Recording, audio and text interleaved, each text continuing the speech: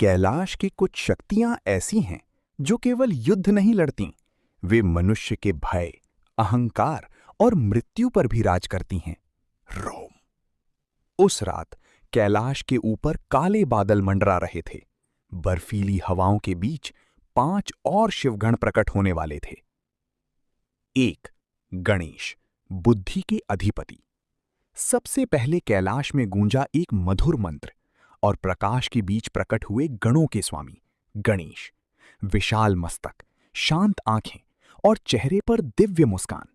लेकिन देवता जानते थे कि ये मुस्कान केवल करुणा नहीं, असीम बुद्धि की शक्ति भी है। कहते हैं, जहां बुद्धि जागती है वहीं विघ्न समाप्त होने लगते हैं। बल से पहले बुद्धि जरूरी है। 2. स्कंद, देवसेना का योद्धा।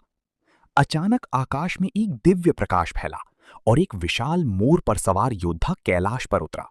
हाथ में शक्ति भाला, आंखों में अग्नि और शरीर से निकलती युद्ध ऊर्जा।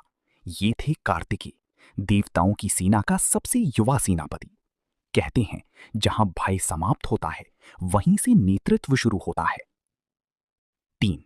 भूतगण, अदृश्य शक्तियों का नृत्य। रात गहरी होने लगी और अचानक कैलाश के चारों ओर राख उड़ने लगी। धुएं के बीच सैकड़ों रहस्यमयी आकृतियां दिखाई देने लगी। ये थे भूतगण। कुछ हंस रहे थे, कुछ तांडव कर रहे थे और कुछ केवल महादेव को निहार रहे थे। दुनिया उनसे डरती है, लेकिन शिव उन्हें अपनाते हैं। महादेव उस अंधकार को भी स्वीकार करते हैं जिससे संसार भागता है। 4. प्रीतगण, मृत्यु के पार की आत्माएं। शमशान की अग्नि अचानक तेज हो उठी और राख के बीच से प्रकट हुई पारदर्शी आत्माएं।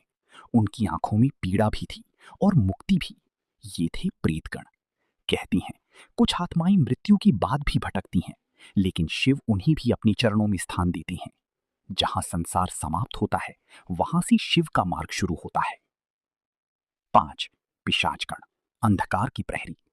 कैलाश के पीछे अचानक भयंकर गर्जना हुई। पिशाचगण, अंधकार के प्रहरी। कैलाश के पीछे अचानक भयंकर गर्जना हुई। लाल आंखें, काले विशाल शरीर और चारों ओर भय की ऊर्जा। ये थे पिशाचगण, ऐसी शक्तियां जिनसे देवता भी दूरी बनाते थे।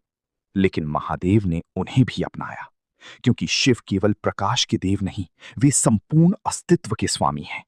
जो अपने भीतर के अंधकार को जीत ले, वही शिव के सबसे करीब पहुंचता है।